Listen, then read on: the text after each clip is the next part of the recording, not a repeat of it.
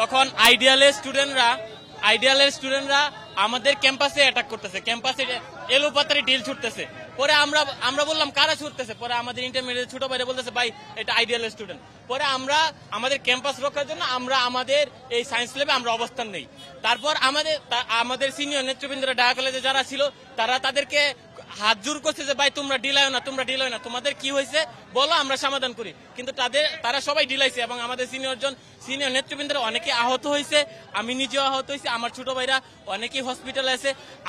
আমরা চাই না যে ভিতরে আমাদের ক্যাম্পাসের ভিতরে এটা ইন্টারনাল একটা ইস্যু ছিল।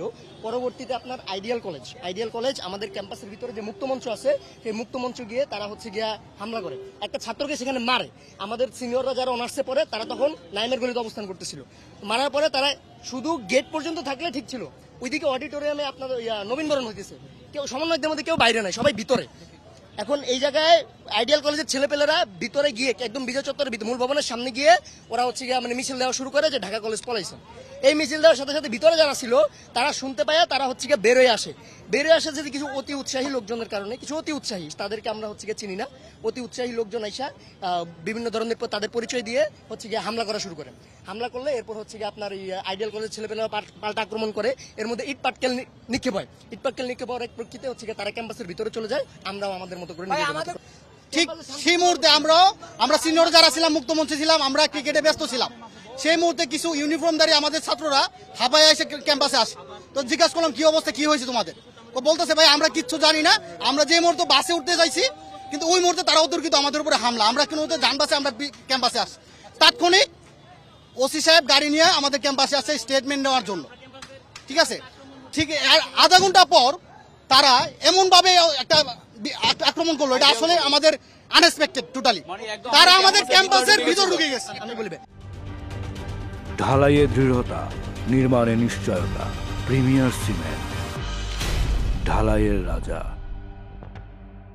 ক্ষেত্রে বা ঢাকা কলেজ আমাদের যখন আমরা প্রতিষ্ঠানে থাকবো, প্রতিষ্ঠানে থাকার পরে আমাদের যে টেনিস গ্রাউন্ড আছে আমরা এখানে ক্রিকেট খেলতেছি।